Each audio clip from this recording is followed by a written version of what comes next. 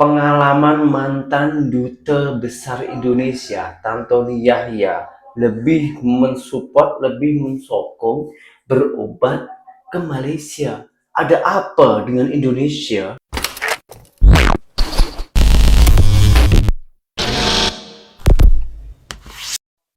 Hai, halo geng. Assalamualaikum warahmatullahi wabarakatuh.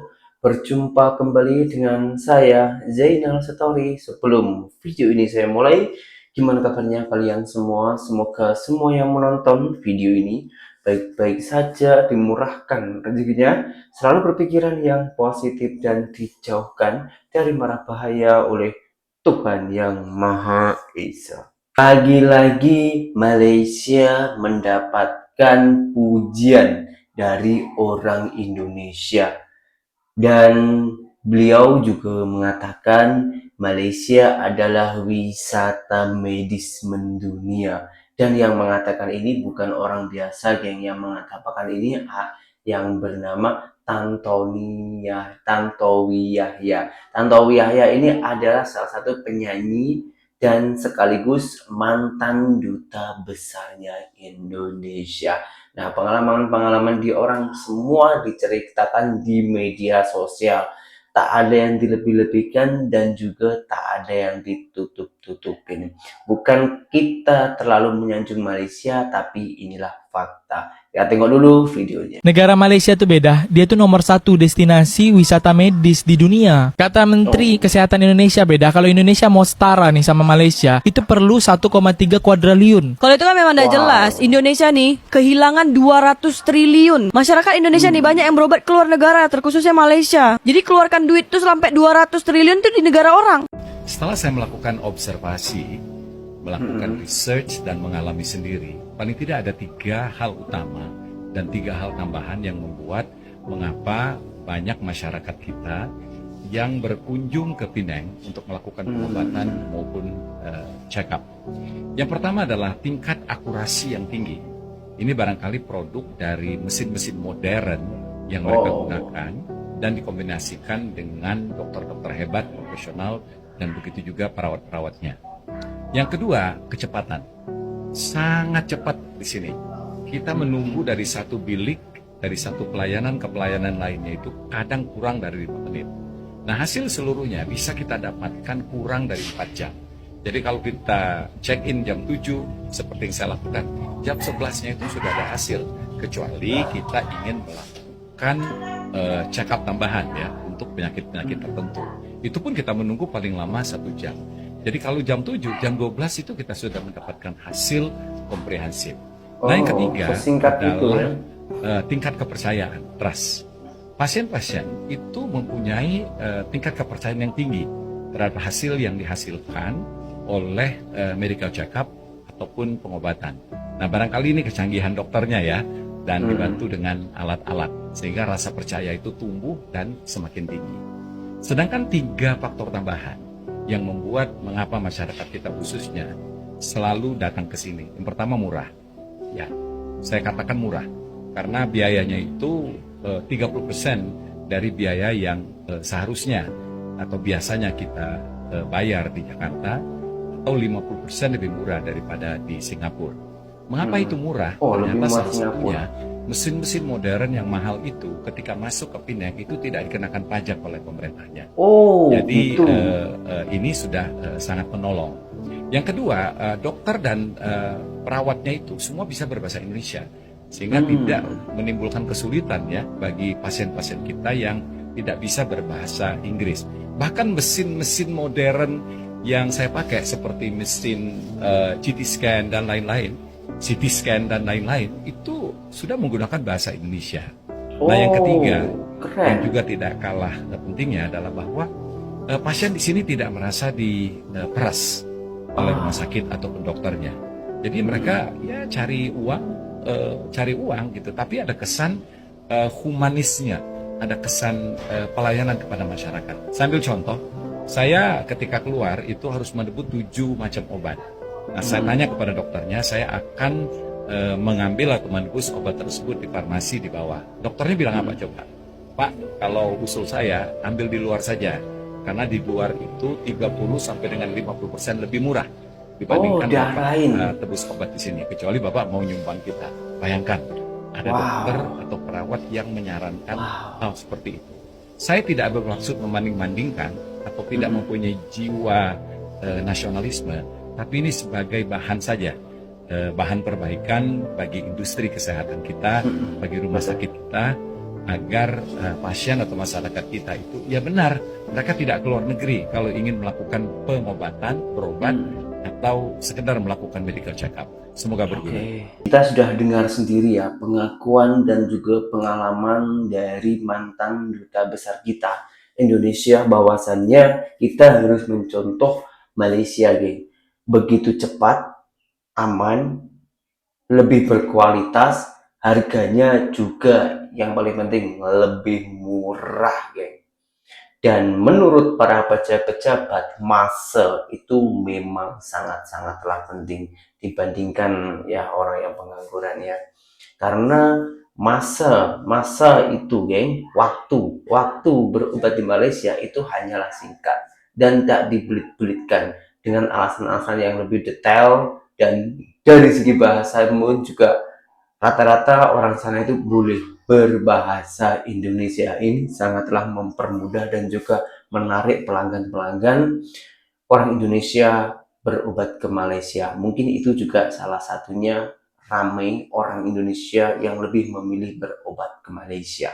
Oke, kita lanjutkan dulu videonya. Tantowi Yahya membagikan alasan kenapa banyak pejabat di Republik Indonesia justru memilih berobat ke Malaysia, teman-teman. Ternyata itu lebih cepat dan lebih akurat loh. Dan itu memang merupakan fakta yang tidak bisa terbantahkan. Nah, buat kamu yang belum tahu nih, ternyata banyak warga Indonesia yang justru memilih berobat ke Malaysia. Kok bisa ya? Padahal fasilitas kesehatan di Indonesia sangat-sangat banyak. Dan ternyata biayanya lebih murah loh. Ini buat kamu yang belum tahu, banyak rakyat Indonesia yang memang berobat ke sana. Dan yang lebih mencengangkannya lagi, lebih dari 80% pasien di rumah sakit Malaysia adalah pasien dari Indonesia. Hal ini disampaikan oleh Tantowi Yahya yang saat itu melakukan observasi dan mengalami sendiri. Ia menyebutkan ada 3 hal utama yang membuat orang Indonesia memilih Malaysia sebagai tempat berobat. Yang pertama adalah tingkat akurasi yang tinggi. Diagnosanya akurat banget, teman-teman, karena teknologinya sudah canggih dan dokter-dokternya juga hebat. Yang kedua adalah kecepatan pelayanan. Mereka itu sat-sat banget. Dan yang ketiga adalah tingkat kepercayaan. Pasien sangat percaya pada hasil medical check-up atau pengobatan mereka di rumah sakit Malaysia. Ini semua menunjukkan kecanggihan layanan kesehatan di Malaysia yang jadi alasan utama kenapa banyak orang Indonesia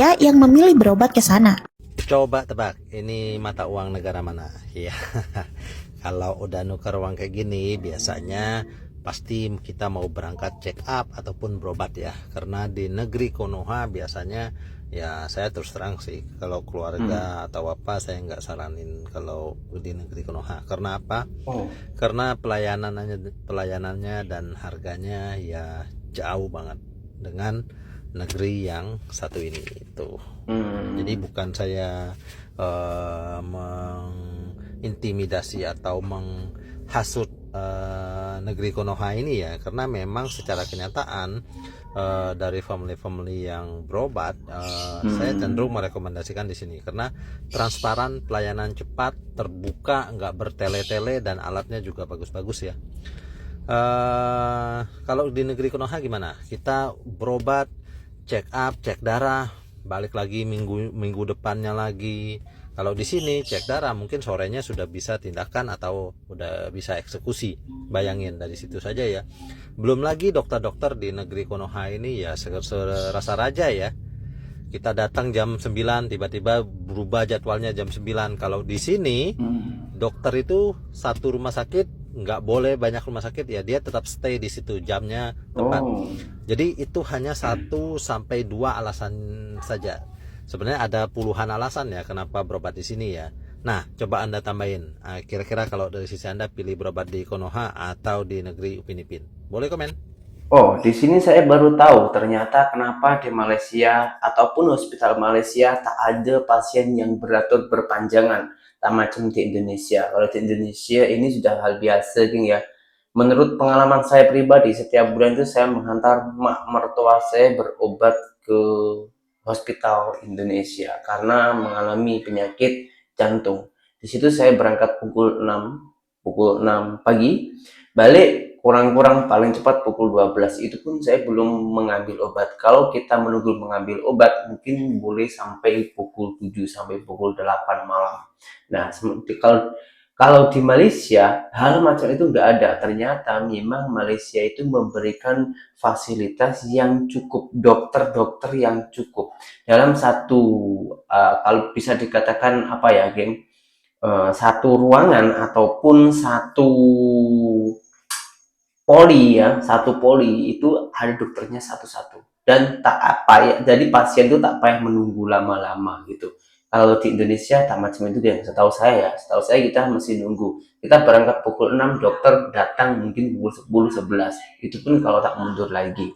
Sekarang kita tengok video yang berikutnya. Karena saking bangganya orang Indonesia, sampai-sampai merekomendasikan tempat, ya, bukan hanya kesehatan atau bukan hanya hospital saja, tapi ini merekomendasikan tempat di mana dia pernah berobat di Malaysia, lalu memberikan tahu-tahu ini hospital-hospital yang kualitasnya gini-gini dan lain-lainnya. Kalau kalian penasaran, kita lanjutkan videonya. Mika tahu tak, ini dia beberapa alasan kenapa orang Indonesia tuh suka banget berobat ke Malaysia. Selain katanya berobat di Malaysia itu lebih murah, pelayanannya itu bagus, cepat, dan juga alat mereka tuh canggih-canggih. Dan kayaknya cerita orang-orang tuh emang bener ya, karena ini aku langsung ngebuktiin sendiri. Datang ke 4 rumah sakit yang terkenal di kawasan Johor, Malaysia. Dan aku rekap keunggulan-keunggulan rumah sakit ini dalam satu video, biar bisa jadi panduan kalian, biar nggak bingung kalau mau berobat ke Malaysia tuh ke rumah sakit mana ya, sesuai dengan kebutuhan kalian. Tonton video ini sampai habis.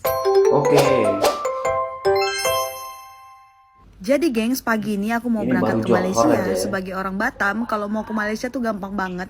Kita orang tuh tinggal naik ferry yang perjalanannya kurang lebih 2 jam, itu langsung sampai ke Johor, Malaysia. Dari Batam ke Malaysia menggunakan kapal tuh sebenarnya ada beberapa pelabuhan ya, tapi kali ini aku tuh lewat pelabuhan Situlang Laut. Tujuan aku ke Malaysia kali ini tuh detail, karena aku mau medical check up, gengs. Sebab medical check up di sini tuh harganya lebih murah daripada di tempatku. Tapi untuk detail medical check upnya akan kita bahas di video selanjutnya ya. Di video ini aku mau kasih 4 rekomendasi rumah sakit biar kalian nggak bingung kalau misalnya mau berobat ke Malaysia. Yang pertama, ini namanya adalah KPJ Pasir Gudang. Rumah sakit ini tuh terkenal sama dokter ortopedinya, terus sama perawatan jantungnya dan juga respiratori atau sistem pernafasannya. Ini aku lagi ada di ruang UGD-nya, gengs. Kalian bisa lihat ini mobilnya mirip banget ya, ambulannya kayak yang ada di drakor-drakor drama Korea gitu. Alat MRI-nya juga di sini tuh canggih-canggih, kalian bisa lihat ya.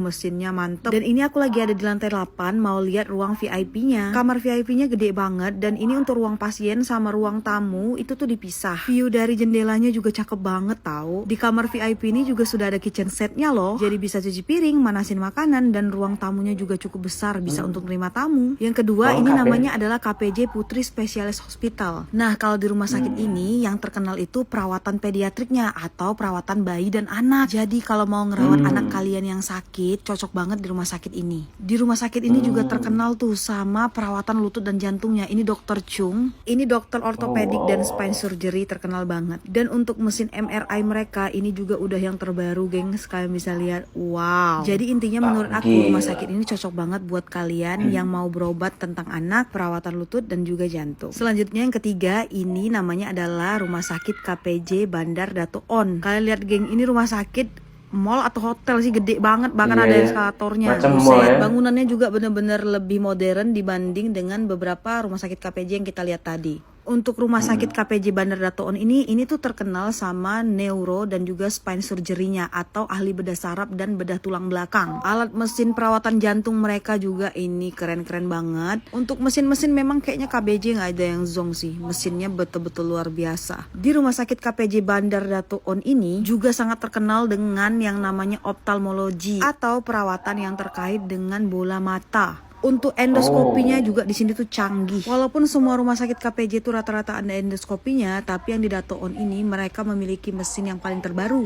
Cafe di sini juga view-nya cakep ya, gengs ya, makan sambil ngeliatin jalan tol gitu. Yang keempat, ini namanya adalah KPJ Johor Specialist Hospital. Rumah sakit ini tuh terkenal banget dengan perawatan jantung dan paru-parunya, sama IVF atau yang biasa kalian sebut tuh dengan bayi tabung, dan juga perawatan kanker karena mesin mereka kalian bisa lihat ini mesinnya canggih banget. Jadi emang dari keempat rumah sakit tadi tuh semuanya canggih-canggih, gengs. Semuanya bagus-bagus, semuanya lengkap-lengkap dan canggih-canggih. Untuk harga juga sama aja. Cuman setiap rumah sakit pasti ada keunggulannya tuh di bidang apa. Itu dia yang aku jabarkan tadi. Mudah-mudahan video ini bermanfaat untuk kalian. Dan kira-kira kalian mau ke rumah sakit yang mana nih, gengs? Komen di bawah.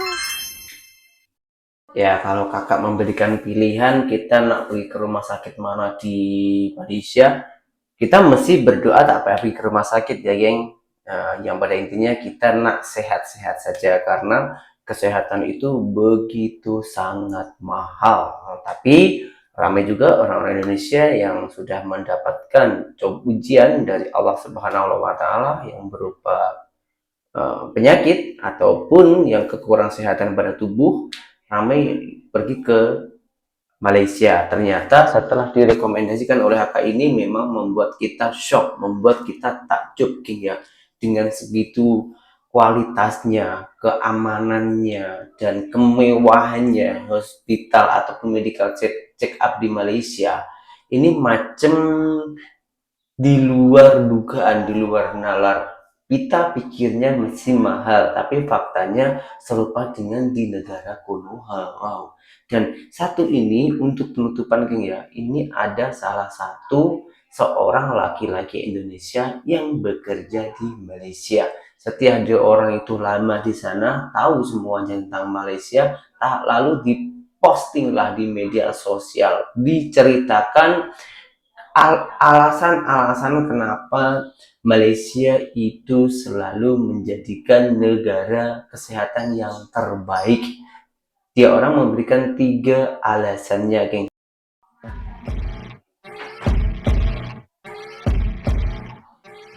Kalian sadar nggak sih?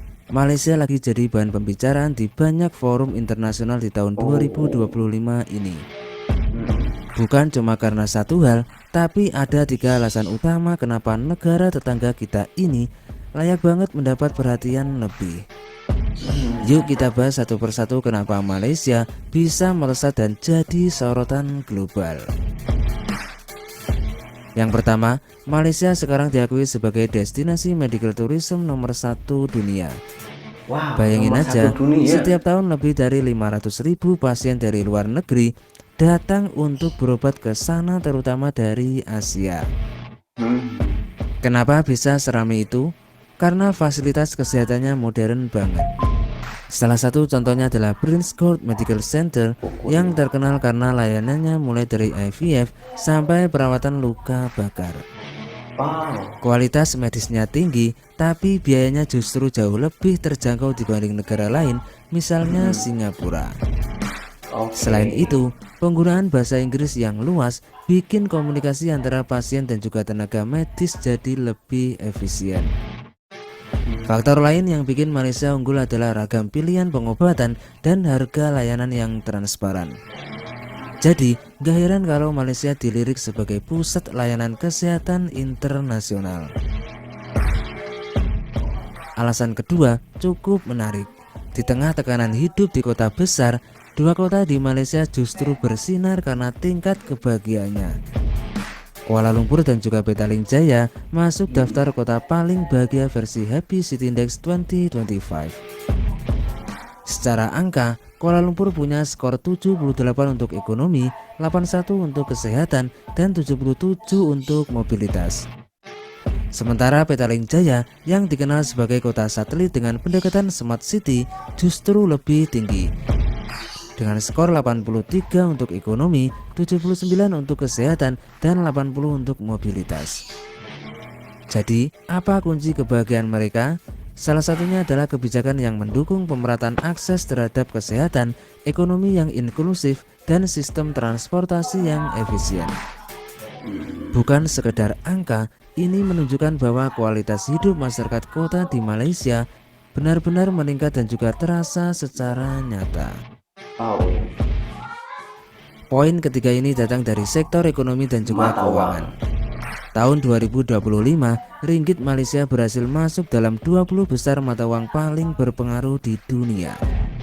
Pangsa transaksinya mencapai 0,21% menurut data SWAFT. Ini sinyal kuat bahwa ringgit makin dipercaya dalam transaksi internasional.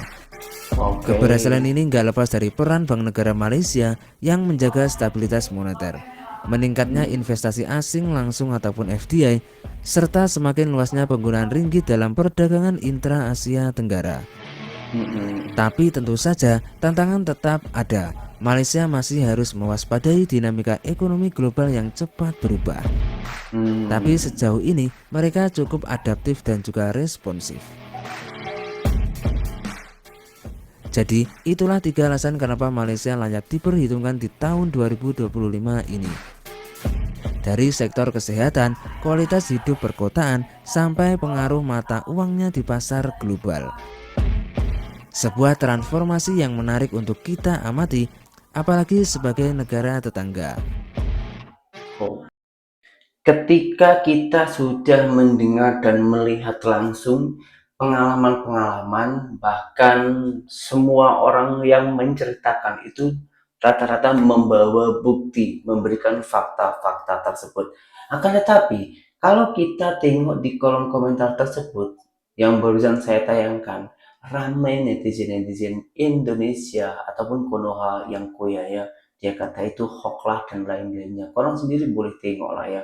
Itulah tanda ataupun salah satu sebuah bukti bahwasannya memang mentality ataupun EQ di bawah rata-rata. Macam mana tidak? Yang dibahas di video tersebut apa? Yang berkomentar, yang dibahas itu juga apa? Ini sudah jauh dari tujuan berkomentar ya.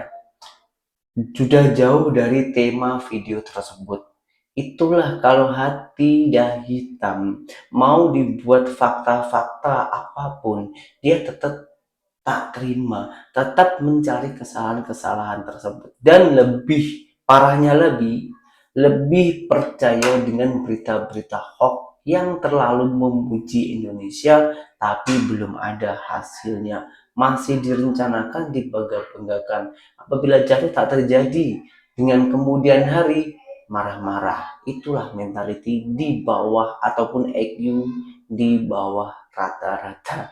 Mohon maaf, bukan saya mengecam salah satu pihak ataupun bukan saya terlalu membela Malaysia, tapi inilah fakta di lapangan. Saya sendiri mempunyai pengalaman macam itu. 8 tahun saya tinggal di Malaysia. Setiap sakit otomatis saya pun juga berobat di sana.